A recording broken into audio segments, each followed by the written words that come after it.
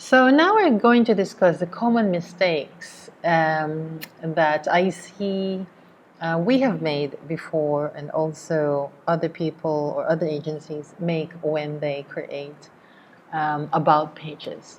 First is it's narcissistic. Now, I know that the about page is supposed to be about the vendor or about the influencer, right? So logically, it seems to make sense for it to be me, me, me, me, me, me, me. Um, well, of course, they can do that. But if we want it to be an effective page that we could utilize to get the readers into the marketing funnel, then it can't be narcissistic.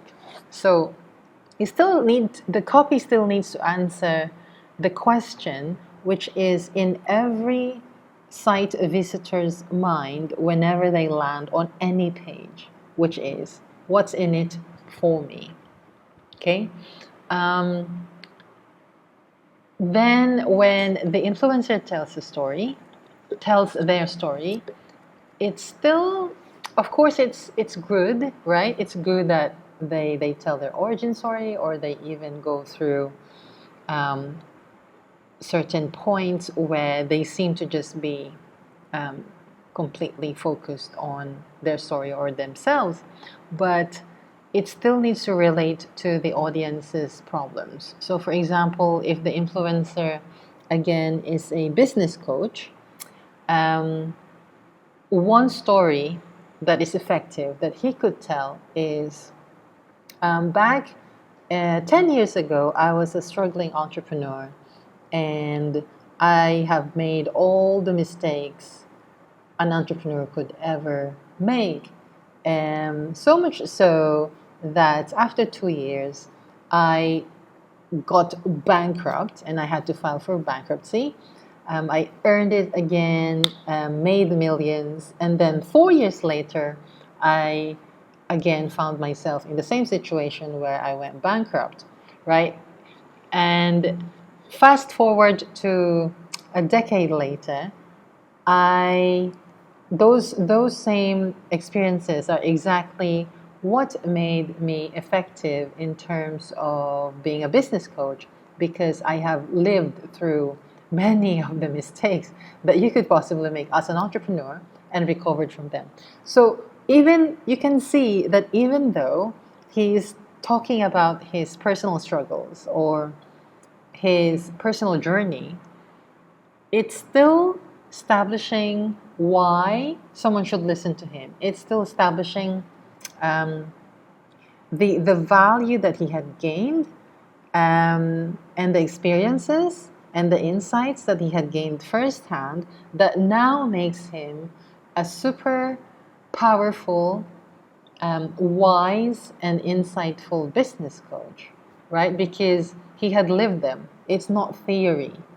Um, so another thing to remember is that the influencer is the guide, not the hero. So when we craft about pages, that's really something you need to be very aware of. Um, if the copy makes that mistake, we'll need to correct it.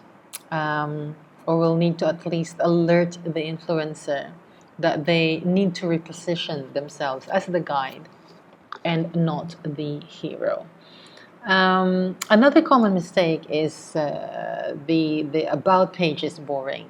It's boring because it fails to create an emotional connection, or the page fails to um, create that desired emotional response from the reader.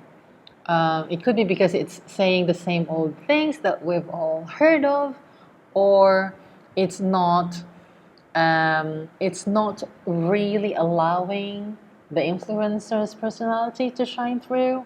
Um, it's not really conveying anything that is original enough that could stand out, right? So please don't make a boring about page. Another mistake is that it comes across as fake, pretentious, or not relatable. It could be because there are business speak, there is jargon, and it makes use of too much cliches, and then third person voice. That's very common. Like instead of saying, "Hi, I'm Janet Jackson, and I'm here to empower women to find their greatest gift and the make the most money out of their gift." Rather than saying that, it's just first person. um, actually many about pages says something like, Miss Janet Jackson is a great business coach, and she, you know, it's third person makes it less relatable. So it's best if it's first person voice. One other, like I still see this mistake, no call to action. I still see that in many of our pages actually, and that's why I need to really emphasize this, because yes, we are trying to get them to know the influencer, right? Um, but it has still to establish after reading, after the reader has digested the about page. What do you want them to do next from there? Where do you want them to go next? What content do you want them to consume next? What link do you want them, what page do you want them to go to next, and what do you want them to do? So we need to lead the reader further into the site, or lead them how to get into the funnel. Because what if the about page is one of the first pages that they've arrived at, but they haven't yet subscribed to the email list, for example, or they haven't yet consumed any of the blog articles, or they haven't yet watched any of the videos, for example. So from the about page is a really good opportunity. After telling them who the influencer is, how do we then get them to the next step? How do we then get them into the funnel? So therefore, we need a call to action. Okay. So it could be that after they read about you and what you do and how you do it, you might say, hey, contact me or book me here or follow me here on social media. Or you might want to download this freebie. All you need to do is sign up here, right? So that is very, very important. Please, please, please do not let about page go into development phase without a call to action.